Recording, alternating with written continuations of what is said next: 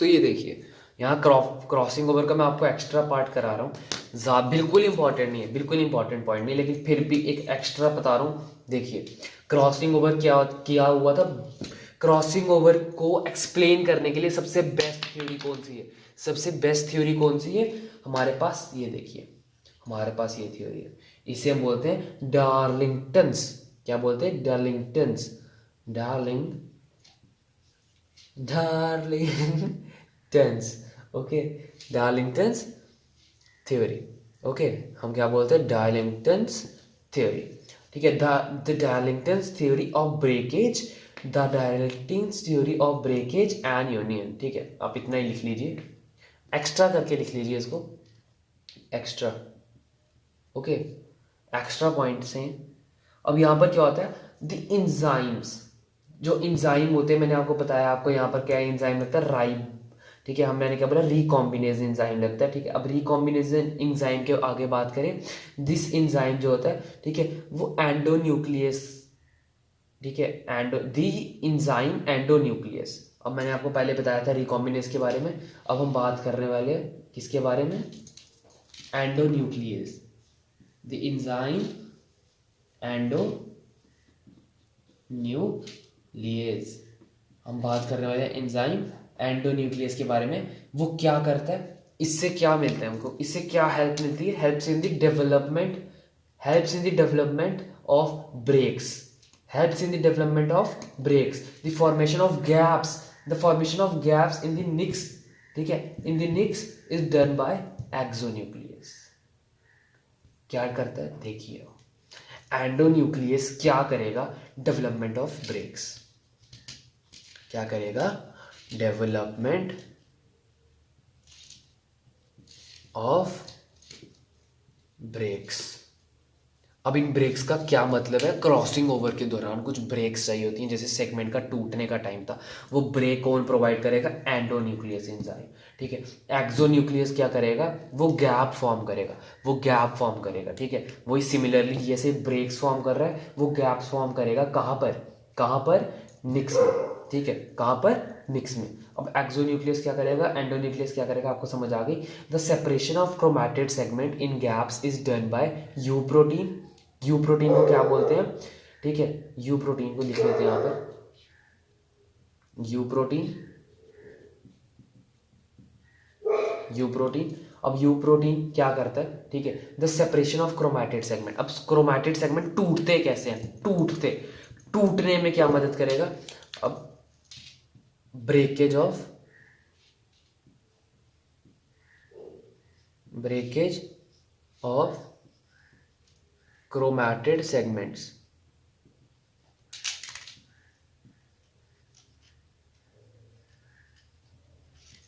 ठीक है, ये क्या करेगा? क्रोमैटिड सेगमेंट्स को तोड़ने में करेगा। उसके बाद क्या करेगा? जो हमारा बाद में क्रोमैटिड सेगमेंट टूटे, अब उनको अलग अलग जाके जोड़ना है। एक यहाँ से टूटा, एक यहाँ से टूटा, वो इधर इधर चले जाएंगे। अब वो जुड़ेंगे कैसे वहां जाकर? R protein. कहाँ से जुड़ेंगे? आर प्रोटीन से। आर प्रोटीन क्या हेल्प करेगा उसको? क्या करेगा भैया? आर प्रोटीन क्या हेल्प करेगा उसको? चिपकने में। यहाँ से टूटा, यहाँ से चिपका, यहाँ से टूटा, यहाँ से चिपका। ठीक है, तो क्रॉसिंग ओवर के बारे में हमने एक्स्ट्रा भी बात कर ली है, बिल्कुल इंपॉर्टेंट नहीं है, इसको दिमाग में रखना, रखो, नहीं रखना फेंको बाहर, क्योंकि ज़्यादा एक्स्ट्रा इन्फॉर्मेशन नहीं देनी है। तो देखिए अब यहाँ पर क्या करने वाले हैं हम? डिप्लोटीन करने वाले हैं। डिप्लोटीन में क्या होने वाला है ये देखिए, जल्दी जल्दी करते हैं अब इसको। ओके, डिप्लोटीन में हमारा क्या होगा? क्रॉसिंग ओवर कंप्लीट हो गई। ठीक है, क्रॉसिंग ओवर, यहाँ पर हमारी क्रॉसिंग ओवर कंप्लीट हो गई। एंड क्रॉसिंग ओवर कंप्लीट होने के बाद यहाँ पर क्या होगा? जो हमारे होमोलॉगस क्रोमोसोम से वो सेपरेट होना स्टार्ट कर जाएंगे। हमारे होमोलॉगस क्रोमोसोम सेपरेट होना स्टार्ट हो जाएंगे। जैसे अब हमारा एक ऐसा क्रोमोसोम था और एक ऐसा, तो वो चिपकने आ गए, चिपकने आ गए, हमने इसको क्या बोला? साइनेप्सिस। चिपकने आ गए, चिपकने आ गए, इसे बोला साइनेप्सिस। अब ये एक इधर जा रहा है और एक इधर, दूर हो रहे हैं, इसे क्या बोलेंगे? इसे बोलेंगे डी साइनेप्सिस। इसे क्या बोलेंगे? डी साइनेप्सिस बोलेंगे। लिख लेते हैं पॉइंट को। ठीक है, crossing over complete, homologous chromosomes, homologous chromosome, ठीक है, homologous chromosome begin separate, begin to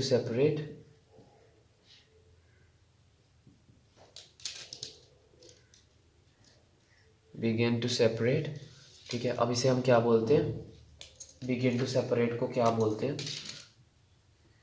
D synapsis, okay. ये पहले साइनेप्सिस हुआ था, अब डी साइनेप्सिस होगा।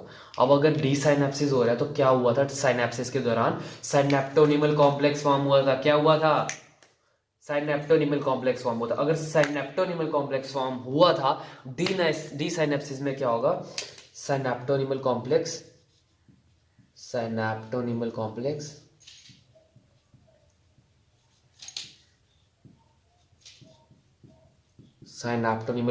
क्या करेगा, साइनेप्टोनिमल कॉम्प्लेक्स डिसॉल्व कर जाएगा। ओके, साइनेप्टोनिमल कॉम्प्लेक्स डिसॉल्व कर जाएगा during diploidy. Synaptonemal complex dissolve during diploidy. अब होमोलॉगस क्रोमोसोम क्या करेंगे, सेपरेट करेंगे except the region of crossing over. Homologous chromosomes क्या करेंगे, होमोलॉगस क्रोमोसोम्स क्या करेंगे, homologous chromosomes will separate, okay, homologous chromosomes will separate except कौन सा, except the region of crossing over, except the region of crossing over. उसके बाद क्या बोला हमने, the point of attachment of homologous chromosomes after the dissolution of the synaptonemal complex is called chiasmata. Chiasmata बोलो या चाइज़मेटा, एक ही बात है, ठीक है। अब हमने क्या बोला, the point of attachment of homologous chromosomes, the point of attachment of homologous chromosomes after the dissolution of, ठीक है। अब ये क्या हुआ, साइनेप्टोनिमल कॉम्प्लेक्स हमारी डिसॉल्व हो गई, साइनेप्टोनिमल कॉम्प्लेक्स हमारी डिसॉल्व हो गई, साइनेप्टोनिमल कॉम्प्लेक्स डिसॉल्व हो गए। अब साइनेप्टोनिमल कॉम्प्लेक्स अगर डिसॉल्व हो गए तो होमोलॉगस क्रोमोसोम साथ किससे रहेंगे, साथ कहाँ रहेंगे, ये देखिए। अगर वो साइनेप्टोनिमल कॉम्प्लेक्स टूट गई, खत्म हो गई, डिसॉल्व हो गई, उसके बाद जो हमारे क्रोमोसोम्स अगर पास में हैं तो उस पॉइंट ऑफ अटैचमेंट को क्या बोलेंगे, the point of attachment is known as chiasmata. Point को लिखो जल्दी से, क्या लिखेंगे पॉइंट, हम पॉइंट लिखेंगे द पॉइंट ऑफ अटैचमेंट, यहां पर लिखो पॉइंट ऑफ अटैचमेंट। अच्छा 2 सेकंड रुकिए, इसको इरेज कर लेते हैं थोड़ा सा, ऊपर लिखते हैं, यहां लिखते हैं point, the point of attachment, ठीक है, the point of attachment of the homologous chromosomes, the point of attachment of the homologous chromosomes,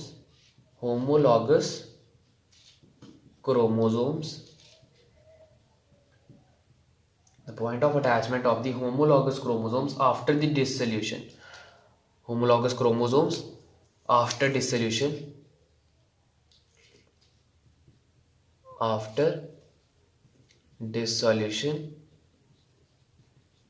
of synaptonimal complex is called क्या, चाइज़मेटा या काइज़मेटा, जो भी है, ठीक है तो मेटा ही है ना ओके। तो ये चीज़ होगी हमारी यहाँ पर क्लियर कि हम इसे बोलते हैं काइज़मेटा। तो डिप्लोटीन में इतना भी हमने कर लिया, ठीक है, हम इसे क्या बोलेंगे, काइज़मेटा बोलेंगे। तो देखिए मैंने आपको काइज़मेटा के बारे में क्या बोला कि काइज़मेटा, थोड़ा सा लिख लेते हैं काइज़मेटा के बारे में, काइज़मेटा चाइज़मेटा जो भी बोलो यार, है तो मेटा ही ना, ओके। तो हम इसे बोलते हैं चाइज़मेटा या काइज़मेटा, ठीक है, काइज़मेटा। अब इसके बारे में थोड़ी सी बात कर लेते हैं कि जो ये होता है, ये क्या होता है, ये किस में मिलता है, विजिबल ड्यूरिंग डिप्लोटीन। समझ आ रही है? Visible during diplotene. आगे बात करते हैं जो हमारा चाइज़मेटा काइज़मेटा विजिबल ड्यूरिंग द डिप्लोटीन। अब बात सुनिए, जो हमारे होमोलॉग, थोड़ी सी आगे बात करते हैं इसकी, यहाँ से बात करते हैं। ओके, तो जो हमारे होमोलॉगस क्रोमोसोम्स होते हैं, क्या होते हैं? Homologous chromosomes. The two homologous chromosomes, the two homologous chromosomes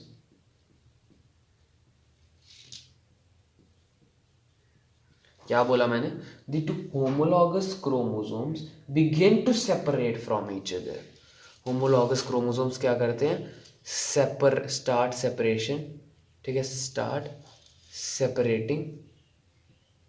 क्या करते हैं? ये सेपरेट होना स्टार्ट कर देते हैं, स्टार्ट सेपरेटिंग। लेकिन but remain attached at chiasmata, remain attached at chiasmata, but remain attached at chiasmata। Okay, क्या बात समझ आई?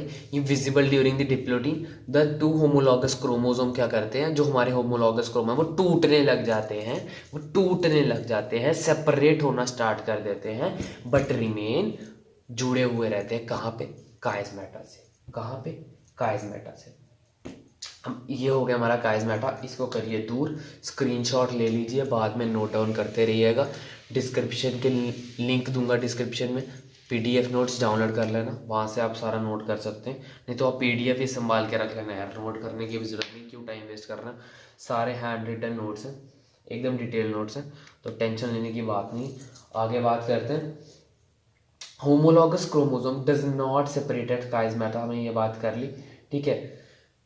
देखिए, अगर वो सेपरेट नहीं करेंगे हमारे होमोलॉगस क्रोमोसोम्स, तो वो ऐसा स्ट्रक्चर नहीं बना देंगे। ये देखिए, अगर ये काइज़मेटा एक पॉइंट है ये वाला, तो वो यहाँ पर चिपके रहेंगे। ये देखिए, यहाँ से दूर हो जाएंगे हर तरफ से, बस इस पॉइंट से दूर रहेंगे, तो हमारा एक्स शेप्ड स्ट्रक्चर फॉर्म करेंगे, ठीक है। अब हमारे जो डिप्लोटीन है, डिप्लोटीन क्या है? देखिए, लॉन्गेस्ट है डिप्लोटीन, लॉन्गेस्ट है। क्या है? लॉन्गेस्ट फेज ऑफ प्रोफेज 1, ठीक है। अब बात करते हैं आगे, इन सम oocytes, ठीक है, हम oocytes की बात करते हैं। इन सम, किसकी बात कर रहे हैं? oocytes की। इन सम oocyte, किसके? oocytes of vertebrates. In some oocytes of vertebrates, in some oocytes of vertebrates, ठीक है, oocytes ऑफ वर्टिब्रेट्स। जो डिप्लोटीन है वो, देखिए कितना लंबा फेज है डिप्लोटीन, इतना लंबा फेज है कि oocytes ऑफ वर्टिब्रेट्स में वो कभी कभार तो मंथ्स ले लेता है। क्या करता है? The oocytes of some vertebrates are so long that it lasts for month, ठीक है, of vertebrates, ठीक है। Thus in some oocytes of vertebrates it is so long, it is so long that it lasts for months। इतना लंबा होता है कि वो मंथ्स तक चलता रहता है, और कभी कभी तो साल तक, ईयर्स। ओके, कभी कभी तो मंथ्स तक चलता रहता है डिप्लोटीन ही, और कभी कभार सालों तक डिप्लोटीन स्टेज ही रहती है। इसीलिए हम इसे क्या बोलते हैं? इस स्टेज को क्या बोलते हैं? इस स्टेज को क्या बोलते हैं? देखिए क्या बोलते हैं, हम इसे बोलते हैं डायसाइटोटीन स्टेज, ठीक है। क्या बोलते हैं? हम इसे बोलते हैं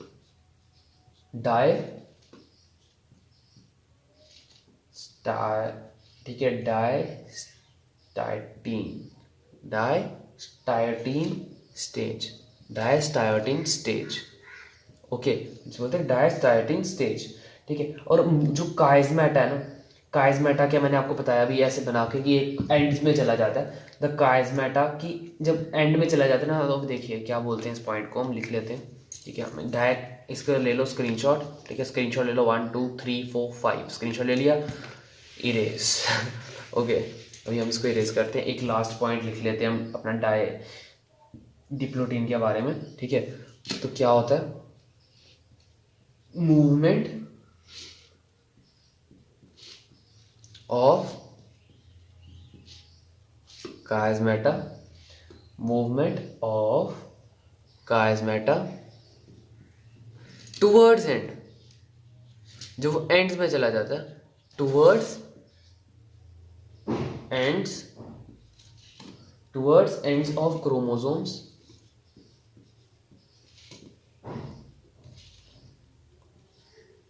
तो हम इसे क्या बोलते हैं, हम इसे बोलते हैं कि जब हमारा काइज़मेटा एंड ऑफ क्रोमोसोम्स पे जाता है तो हम उसे क्या बोलते हैं, टर्मिनलाइजेशन बोलते हैं, ठीक है। और ये किस फेज में जाएगा, हमारा प्रोफेज के डिप्लोटीन स्टेज में जाएगा। डिप्लोटीन स्टेज में क्या होगा, हमारा काइज़मेटा जो है वो क्रोमोसोम्स के एंड पे चला जाएगा। अब जैसे मैं आपको यहाँ पे डायग्राम से शो कर दूँ, यहाँ पर क्या हो रहा है, अब डायग्राम में देख सकते हैं हमारा क्रोमोसोम है, क्रोमोसोम के बाद यहाँ क्या हो रहा है, जो हमारा काइज़मेटा है वो एंड में आ रहा है, दिख रहा है, पोल्स पे आ गया, बिल्कुल क्रोमोसोम्स के एंड पे आ गया हुआ हमारे डिप्लोटीन की एंड के टाइम पे, ठीक है। तो अब हम अपना लास्ट वाला करेंगे, प्रोफेज का लास्ट पार्ट आ गया हमारा यहाँ पर, डायकाइनेसिस। ओके, प्रोफेज का लास्ट वाला पार्ट क्या है हमारे पास, डायकाइनेसिस। अब डायकाइनेसिस में होगा क्या, डायकाइनेसिस में हमारे स्पिंडल फाइबर्स जो होते हैं, ठीक है, हमारे जो स्पिंडल फाइबर्स हैं वो क्या करेंगे, वो एक साथ असेंबल करेंगे और क्या करेंगे, होमोलॉगस क्रोमोसोम्स को सेपरेट करने लग जाएंगे, होमोलॉगस क्रोमोसोम को सेपरेट करने लग जाएंगे। तो लिख लेते हैं हम इस पॉइंट को, हमारे स्पिंडल फाइबर्स, ओके, हम लिखते स्पिंडल फाइबर्स असेंबल, ओके, हमारे लिखेंगे spindle fibres assemble to prepare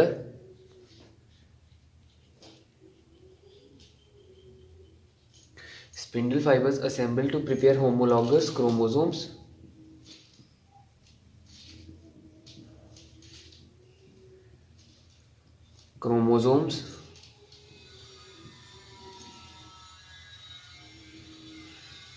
for separation।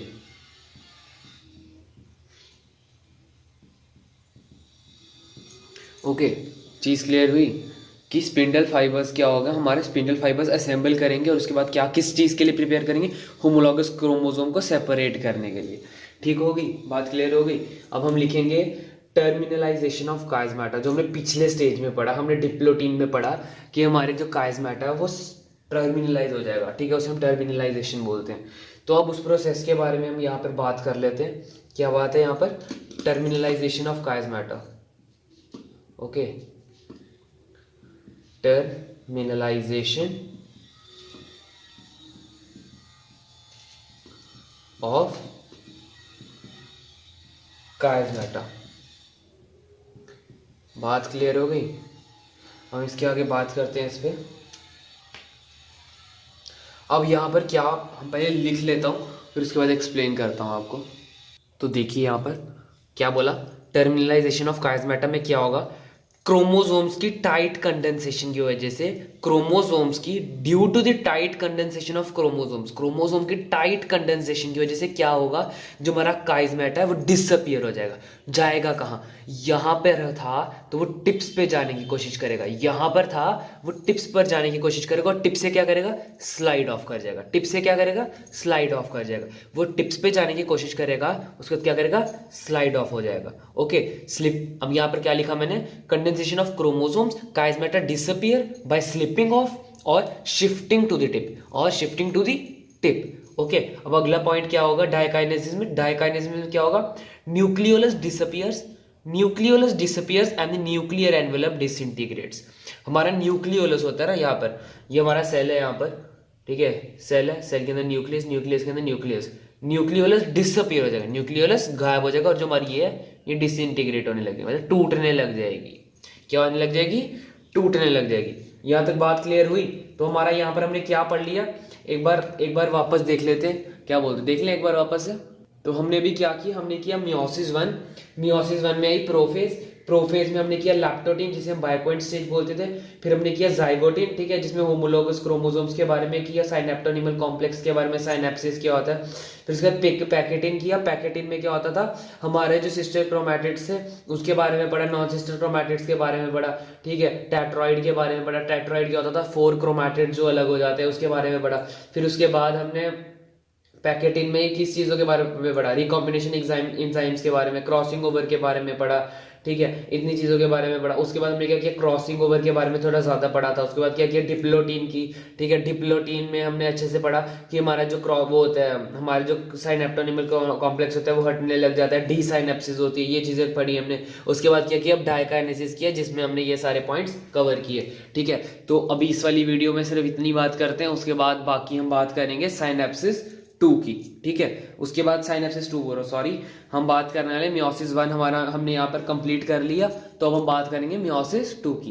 तो अभी हमने क्या किया, अभी ये सारी चीजें की, अभी प्रोफेज कंप्लीट हो गया, प्रोफेज बहुत लंबा था इसलिए इसमें टाइम लग गया। अब हमारा बचा मेटाफेज, एनाफेज, टीलोफेज, ठीक है। उसके बाद हम इंटरकाइनेसिस पढ़ेंगे, फिर मियोसिस 2, और कहानी यहाँ पर चैप्टर की खत्म हो जाएगी।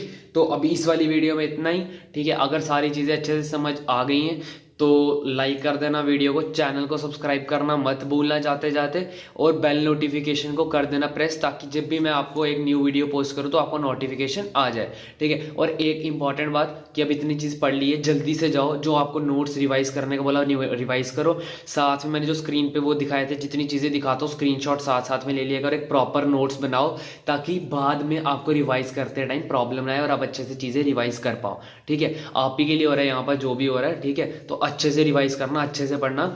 अब तब तक के लिए इतना ही। स्टे ट्यून्ड रहना चैनल पे, और साथ में वीडियोस देखते रहना, आप पढ़ाई करते रहो। जय हिंद, जय भारत, बाय बाय।